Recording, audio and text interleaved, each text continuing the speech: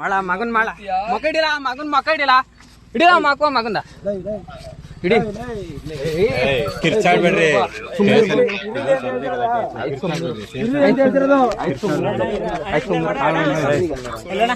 ಅಪ್ರಾಪ್ತ ಬಾಲಕಿ ಮೇಲೆ ಲೈಂಗಿಕ ದೌರ್ಜನ್ಯ ಆರೋಪಿ ಬಂಧನ.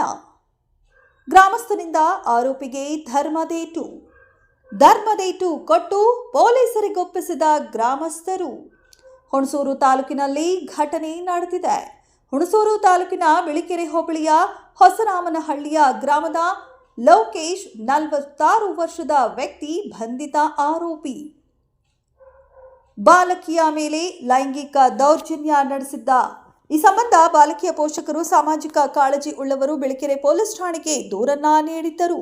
ಪ್ರಕರಣ ದಾಖಲಿಸಿಕೊಂಡ ಪೊಲೀಸರು ಆರೋಪಿಯ ಪತ್ತೆಗೆ ಕ್ರಮ ವಹಿಸಿದ್ದರು.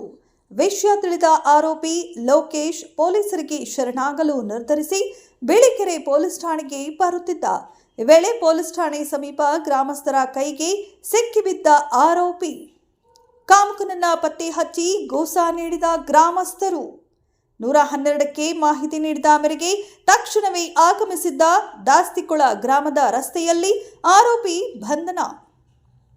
ಆರೋಪಿ ಲೋಕೇಶ್ ನ್ಯಾಯಾಂಗ ಬಂಧನಕ್ಕೆ ಗಾಯಗೊಂಡಿದ್ದ ಆರೋಪಿಯನ್ನ ಬಿಳಿಕೆರೆ ಖಾಸಗಿ ಆಸ್ಪತ್ರೆಗೆ ದಾಖಲಿಸಿದ್ದಾರೆ.